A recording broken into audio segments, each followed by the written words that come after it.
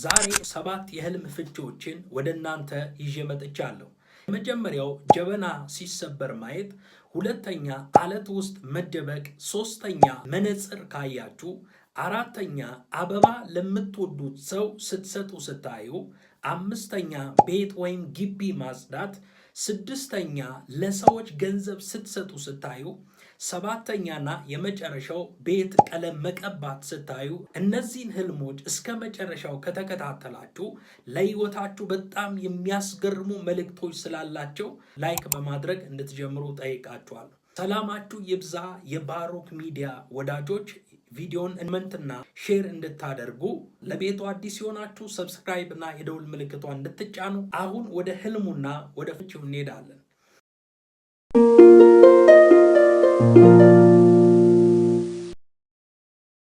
የመጀመሪያው በህልሞቻችሁ ጀበና መስበር ምን ማለት ነው? ጀበና ሲሰበር ማየት በአብዛኛው ጊዜ ጥንቃቄ የሚፈልግና ትኩረት የሚፈልግ መልእክት አለው። ጀበና ሲታይ ብዙ ጊዜ ትዝ የሚለን ቡና ሲጠጣ በባህላችን ሆነ በመንፈሳዊ ፍቺ የአንድነት፣ የደስታ፣ የህብረትና የበረከት መሰብሰቢያ ተምሳሌት ነው። የመጀመሪያው የሰላም ወይም የህብረት መቋረጥ እንደሆነ ፍንጭ ይሰጣል። ጀበና ሰዎች ተሰብስበው የሚጠጡትና በቤተሰብ በጓደኛ ወይም በቅርብ ዘመድ መካከል አለመግባባት ወይም መቀያየም ሊፈጠር እንደሚችል የሚያሳይ ህልም ነው። የተሰበረ ጀበና ያን የነበረውን ጥብቅ ግንኙነት መሸርሸር ወይም መቋረጥ ሊያመለክት ይችላል። ሌላው ደግሞ ይህ ህልም የሚያሳየው የሆነ ነገር ፌል እንዳደረገ ወይም እንደባከነ ፍንጭ የሚሰጥ ህልም ነው። ጀበና በውስጡ የሆነውን ቡና ይይዛል። ሲሰበር ግን ውስጡ ያለው ፈሳሽ ነገር ነው ፌል የሚያደርገው ወይ የሚፈሰው። በስራ አቅጣጫ፣ በትዳር፣ በላይፍ፣ በአገልግሎት፣ በተለያየ አቅጣጫ ውስጥ የሚገኝ ብለሲንግ ወይም ገንዘብ ወይም ጉልበት ያለ አግባብ ሊባክን እንደሚችል ጥንቃቄ የሚፈልግ መልእክት ነው። የቀዳዳ ከረጢት እንደሚባለው የሚመጣው ሲሳይ የሚመጣው ነገር እንዳይባክን ጥንቃቄ ማድረግ እንደሚገባችሁ የሚጠቁም መልእክት ነው። ጀበና መሰበሩ የልብ ስብራት ወይም የሐዘን ምልክት ሊሆን ይችላል። መጽሐፍ ቅዱስ ማሰሮ በምንጭ አጠገብ ሳይሰበር ብሎ በመክብብ ምዕራፍ 12 ቁጥር 6 ላይ ይናገራል። የብር ድሪ ሳይበጠስ የወርቅም ኩስኩስ ሳይሰበር ማድጋውን በምንጭ አጠገብ ሳይከሰከስ መንኩራኩሩም በጉድጓድ ላይ ሳይሰበር አፈርም ወደ ነበረበት ምድር ሳይመለስ ነፍስም ወደ ሰጠው ወደ እግዚአብሔር ሳይመለስ ፈጣሪህን አስብ ይላል። ይህን በማለት የሰውን ሕይወትና ተስፋ ይገልጻል። ጀበና ሲሰበር ማየት ለጊዜው የሚያጋጥም የተስፋ መቁረጥ ወይም የልብ ስብራት የውስጥ ስሜት ሊያሳይ ይችላል። ነገር ግን ይህ ሁኔታ በጸሎት ሊመለስ ወይ ሊቀየር የሚችል እንደሆነ ፍንጭ የሚሰጥ ነው። ጀበናው በእናንተ እጅ ላይ ተሰበረ፣ በእናንተ ስህተት ወይም በንግግራችሁ ምክንያት ግጭት እንዳይፈጠር መታቀብ እንዳለባችሁ የሚጠቁም ህልም ነው። የተሰበረውን ጀበና ስጥሉ ማየት የማይጠቅም አሮጌ አስተሳሰብ ወይም ጎጂ ግንኙነት ከህይወታችሁ አስወግዳችሁ አዲስ ለመጀመር መወሰናችሁን የሚያሳይ ነው። ሌላ ሰው ሲሰብረው ማየት ከሌላ አቅጣጫ የሚመጣን ተጽዕኖ ወይም እንቅፋት በንቃት መጠበቅ እንዳለባችሁ የሚያሳይ ነው። እዚህን ጊዜ ማድረግ ያለባችሁን 3 ነገሮችን እነግራችኋለሁ። የመጀመሪያው ሰላምን መፈለግ። ከሰዎች ጋር ባላችሁ ግንኙነት ልባችሁን ሰፊ በማድረግ ይቅር ባይ ለመሆን መሞከር አለባችሁ። ሁለተኛው ደግሞ ንብረታችሁን መጠበቅ፣ ኢኮኖሚ አቅጣጫ ሆነ በሌላ በኩል ብክነት እንዳይኖር የያዛችሁትን ነገር በአግባቡ እንድትጠቀሙ ነግራችኋል። ሶስተኛ ደግሞ በጸሎት መከታተል እንዳለባችሁ ወይ ሰላማችሁ ቤታችሁ እንዳይበላሽ ይህንን ነገር በጸሎት እንድትቋቋሙት እነግራችኋለሁ። ሁለተኛው ደግሞ በአለት ውስጥ መደበቅ። በአለት ውስጥ መደበቅ እጅግ ጥልቅ የሆነ የጥበቃ፣ የጥንቃቄ፣ የደህንነትና ከእግዚአብሔር ጋር ኮኔክት የማድረግ ምልክት ነው። አለት በመጽሐፍ ቅዱስ ውስጥ የማይናወጥ ኃይልን የኢየሱስ ክርስቶስን ተምሳሌትነት ያሳያል። የመጀመሪያው አለት ማየት መለኮታዊ ጥበቃ ወይ ዲቫይን ፕሮቴክሽን ነው። አለት ውስጥ መሸሸግ ከሚመጣው አደጋ ወይም ጠላትን ማምለጥ ያሳያል። እግዚአብሔር ከሚመጣባችሁ የጠላት ጥቃት፣ ከክፉ፣ ከመከራ ወይም ከሰው ወሬ ሰውሮ እግዚአብሔር እየጠበቃችሁ እንደሆነ የሚያሳይ ነው። መጽሐፍ ቅዱስ ላይ ስለ አለት ስናስብ የመጀመሪያው ስለ ጴጥሮስ ታሪክ እናስባለን። ጴጥሮስን አንተ አለት ነህ፣ ቤተ ክርስቲያኔን በአንተ መሰርታለሁ፣ የገሃነም ደጆች አይቋቋማትም አለው። ሳምሶን ጋር ስንመጣ ደግሞ የፍልስጤምን እርሻ ካቃጠለ በኋላ ወደ አለቱ ውስጥ ነው የተደበቀው። እግዚአብሔር የሚያደርገውን ፕሮቴክሽን የሚያሳይ ነው። አለት ካያችሁ የእናንተ መደበቂያ ወይም ማምለጫ እንደሆነ መዝሙር ምዕራፍ 18 ቁጥር 2 ላይ እግዚአብሔር አለቴ፣ አምባዬ፣ መድኃኒቴ፣ አምላኬ፣ በእርሱም የምተማመንበት ረዳቴ፣ መታመኛዬና የደህንነቴ ቀንድ መጠጊያዬም ነው ይላል። ሌላው ደግሞ ሚስጥራዊ መገለጥ ነው። አለት ካያችሁ ከዚህ ዓለም ሁከት ተሰውሮ በእግዚአብሔር ዓለም ውስጥ መጠጋትን የሚያመለክት ህልም ነው። እግዚአብሔር በድብቅ ሊያስተምራችሁ፣ ሊያናግራችሁ ወይም ልዩ መንፈሳዊ ሚስጥር ሊገልጥላችሁ እንደሚችል የሚያሳይ ህልም ነው። ሙሴ የእግዚአብሔርን ክብር ያይ ዘንድ እግዚአብሔር በአለቱ ስንጥቅ ውስጥ ደብቆት እንደነበር መጽሐፍ ቅዱስ ይናገራል። ዘጸአት ምዕራፍ 33 ቁጥር 22 ላይ ክብሬም ባለፈ ጊዜ በሰንጣቃው አለት አኖርሃለሁ፣ እስካልፍ ድረስ እጄን በላይ ጋርዳለሁ ብሎ ይናገራል። ይህ ህልም መንፈሳዊ ህይወታችሁ የሚያድግበትና የእግዚአብሔርን ክብር የምታዩበት ወቅት መቃረቡን ሊናገር የሚችል ህልም ነው። በአለት ውስጥ ሆናችሁ ማየት የሰላምና የእረፍት ቦታ እንደሆነ ፍንጭ ይሰጣል። ዓለም በግርግርና በጦርነት በምትናወጥበት ጊዜ አለት ውስጥ መሆን ፍጹም ሰላም በእናንተ ላይ እንደፈሰሰ የሚያሳይ ህልም ነው። በህይወታችሁ ውስጥ ያለባችሁ የጭንቀት ወይም የውጥረት የግራ መጋባት ወቅት አልፎ ምንም ሊነካችሁ የማይችልበት የአእምሮ ረፍት ውስጥ እንደምትገኙ የሚያመለክት ህልም ነው። ከጠላት ፈርታችሁ ከተደበቃችሁ ጌታ ከፍርሃታችሁ እንደሚያወጣችሁና እርሱ መጠጊያችሁ እንደሆነ የሚያሳይ ህልም ነው። አለት ውስጥ ሆናችሁ በሰላም ካረፋችሁ መንፈሳዊ በረከትንና ጥንካሬያችሁን እያገኛችሁ መሆኑን ያሳያል። አለቱ ሲከፈትና ሲያስገባችሁ ማየት ለእናንተ የማይቻለው ነገር በእግዚአብሔር ተአምር ወይ በሚራክል እንደተቻለ የሚያሳይ ነው። ሶስተኛ፣ መነጽር በህልም ካያችሁ። መነጽር ማየት ከመንፈሳዊ እይታ ከጥበብና ነገሮችን ካለማስተዋል ወደ ማስተዋል ከመሸጋገር ጋር የተያዘ ህልም ነው። መነጽር በአይናችን ማየት ያልቻልነውን የደበዘዘውን ነገር በግልጽ እንድንመለከት የሚረዳ ነው። የመጀመሪያው ይህ ህልም ግልጽነትና ማስተዋል ነው። በህይወታችሁ ውስጥ ግራ የሚያጋቡ ወይም ግልጽ ያልሆኑ ውሳኔዎች ካሉ መነጽር ማየት ነገሮች ግልጽ ሊሆኑላችሁ እንደሚችሉ የሚያሳይ ነው። ቀደም ሲል ያልተረዳችሁት እውነት ካለ ያንን እውነት እግዚአብሔር የሚገልጥላችሁ ጊዜ እንደሆነ ፍንጭ የሚሰጥ ህልም ነው። እግዚአብሔር ለነገሮቻችሁ አዲስ የማየት ችሎታ ወይም መረዳት እየሰጣችሁ መሆኑን ያመለክታል። ሌላው ደግሞ መንፈስ ዓለም አይኖቻችሁ እንደተከፈተ እግዚአብሔር እያሳያችሁ ነው። መነጽር በመንፈስ ዓለም ውስጥ የሚታዩ ነገሮች የመለየት ጸጋ ነው ሊያመለክት ይችላል። በዙሪያችሁ ያሉት የሰዎችን ማንነት፣ የጠላትን ሴራ ወይም የጌታ የእግዚአብሔርን ፈቃድ በጥንቃቄ የመለየት ጸጋ እየጨመረላችሁ እንደሆነና መንፈሳዊ አይናችሁ እንደተገለጠላችሁ ሊያሳይ ይችላል። በኤፌሶን ምዕራፍ 1 ቁጥር 18 ላይ ይህም የልባችሁ አይኖች ሲበሩ የመጥራቱ ተስፋ ምን እንዲሆን በቅዱሳን ዘንድ ያለው የርስት ክብር ባለጠግነት ምን እንዲሆን ለምናምን ከሁሉ የሚበልጠውን የኃይሉን ታላቅነት ምን እንዲሆን ታውቁ ዘንድ ነው ብሎ ይናገራል። ትናንሽ ፊደሎችን ለማንበብ መነጽር ልንጠቀም እንችላለን። በህይወታችሁ ውስጥ ትኩረት ያልሰጣችሁን ጉዳዮች ወይም ነገሮችን በጣም አስፈላጊ የሆኑ ጉዳዮች እንዳሉ የሚጠቁም ህልም ነው። በስራ፣ በአገልግሎታችሁ፣ በትምህርታችሁ ወይ ከሰዎች ጋር ባላችሁ ኮኔክሽን ጥንቃቄና ትኩረት እንድታደርጉ የሚያሳስብ መልእክት ሊሆን ይችላል። አዲስ መነጽር ማድረግ አዲስ የህይወት ምዕራፍ፣ አዲስ እይታ፣ አዲስ የስራ ዕድል፣ አዲስ መንፈስ ዓለም ማግኘታችሁን ያሳያል። መነጽር ተሰብሮ ማየት ደግሞ ነገሮችን በትክክል አለማየት ወይም መሳሳት ወይም መንፈሳዊ እይታ መጋረድ ሊያመለክት ይችላል። የጠቆረ መነጽር ካያችሁ ደግሞ እውነቱን መደበቅን ወይም ከሌሎች ሰዎች እይታ መሸሸግ ሊያመለክት ይችላል። መነጽር ፈልጎ ማጣት ደግሞ ግራ መጋባት ወይም አቅጣጫን ማጣት እንደሆነ ፍንጭ የሚሰጥ ነው። አራተኛ ደግሞ አበባ ለምትወዱት ሰው ስትሰጡ ባያችሁ እግዚአብሔር ምን እያላችሁ ነው? አበባ ለምትወዱት ሰው መስጠት እጅግ ድንቅ የሆነ መልካም የፍቅር የክብርና የተስፋ ምልክት ነው። አበባ በተፈጥሮ ውበትን፣ መዓዛንና አዲስ ህይወት አዲስ መገለጥን ይወክላል። የመጀመሪያው የፍቅርና የንጹህ ግንኙነት መግለጫ ነው። አበባ መስጠት በልብ ውስጥ ያለውን ጥልቅ አክብሮት እና ፍቅር በግልጽ ማሳየትን ያመለክታል። በሰጪውና በተቀባዩ መካከል ያለው ኮኔክሽን በመተማመንና በሰላም ወይም በደስታ ላይ የተመሰረተ መሆኑን የሚያሳይ ነው። እግዚአብሔር በመካከላችሁ ያለውን ፍቅር እንዲባርክና ግንኙነታችሁን እንዲያብብ እንደ አበባ እንዲፈካ እንደሚፈልግ የሚያሳይ ህልም ነው። አበባ መስጠት የምስጋናና የክብር ምልክት ነው። አበባ ብዙውን ጊዜ ለአሸናፊዎች፣ ለተከበሩ ሰዎች ይሰጣል። ለዚያ ሰው ያላችሁን ትልቅ ግምት ያሳያል።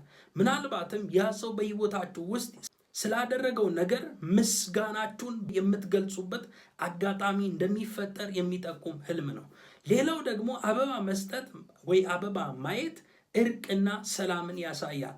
ከምትወዱት ሰው ጋር ቅሬታ ካላችሁ አበባ መስጠት የሰላም መንገድ መክፈቱን ያሳያል። ይህን ህልም ባያችሁ ጊዜ ይቅርታ ማድረግን ወይም ሰላም መፈለጋችሁን ያሳያል።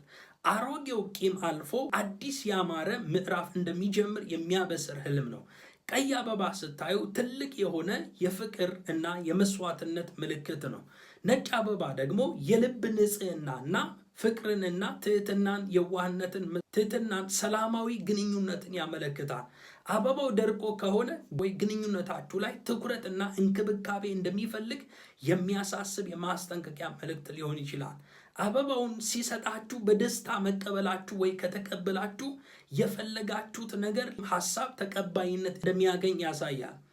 አምስተኛ ግቢ ወይ ቤት ስታጸዱ ካያችሁ እግዚአብሔር ምን እያላችሁ ነው?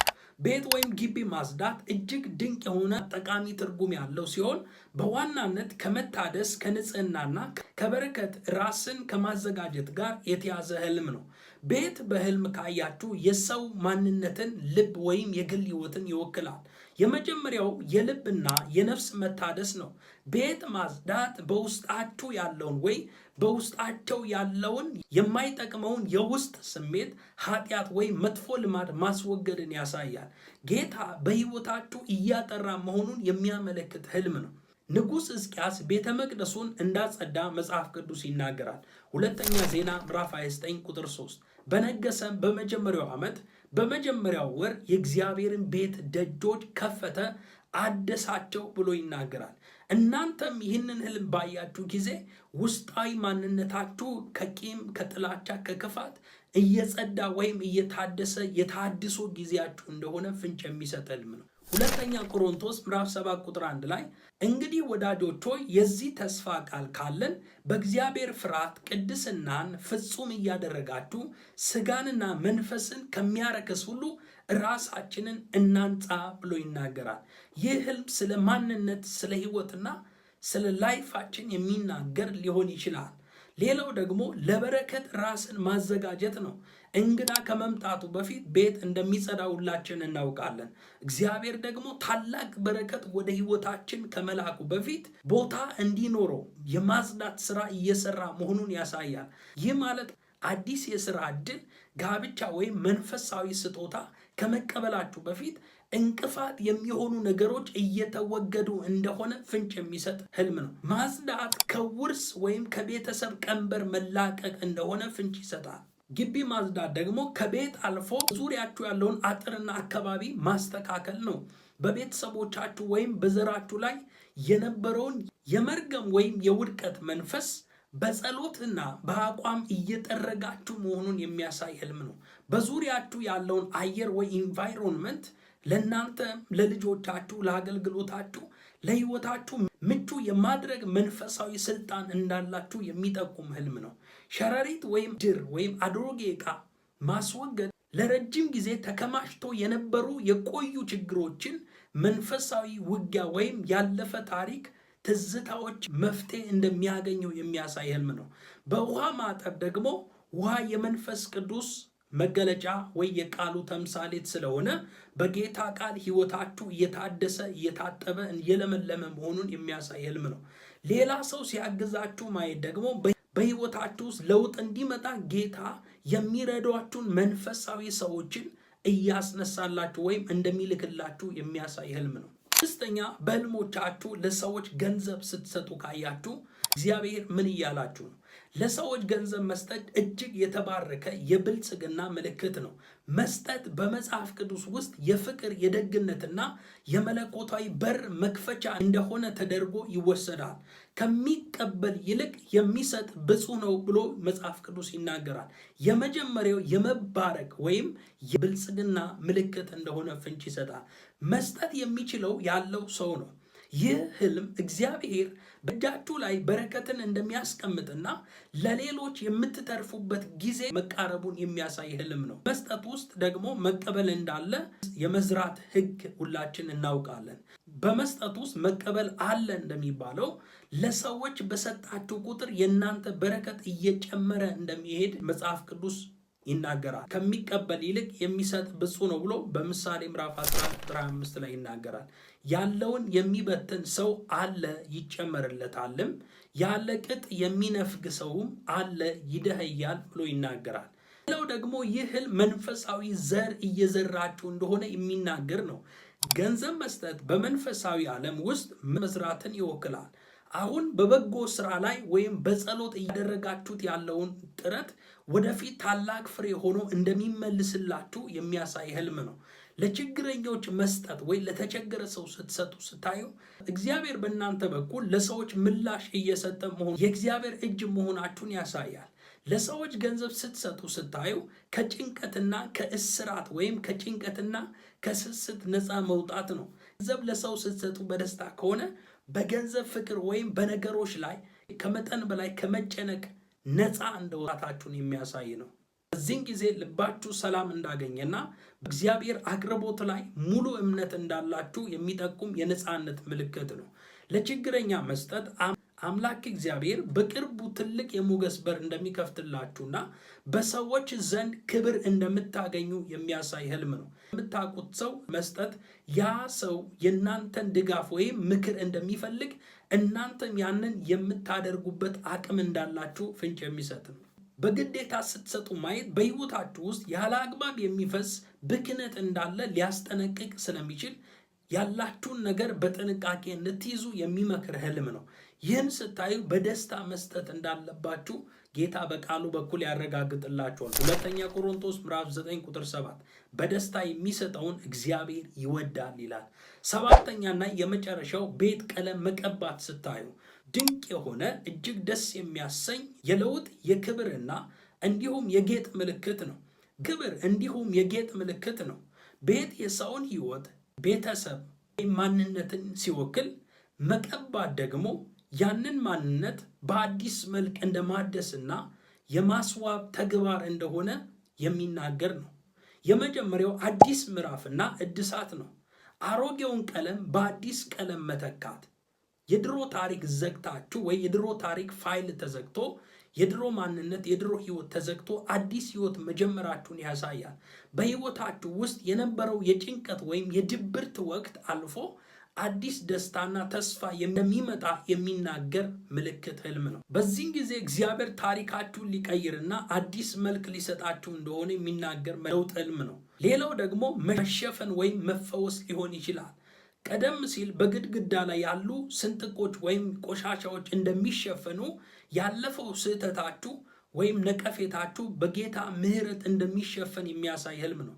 በሰዎች ፊት የነበራችሁ መጥፎ ስም ተለውጦ በክብርና በሞገስ እንደሚተካ ይጠቁማል። አዲስ ቀለም መቀባት ወይም አዲስ ቀለም ስትቀቡ ማየት የመንፈሳዊ ቅባት ምልክት ነው። እግዚአብሔር አኖይንት እንዳደረጋችሁ ፍንጭ የሚሰጥ ህልም ነው። በመንፈስ ዓለም ውስጥ አዲስ ቅባት ወይም የአዲስ ጸጋ እየፈሰሰ መሆኑን ያሳያል።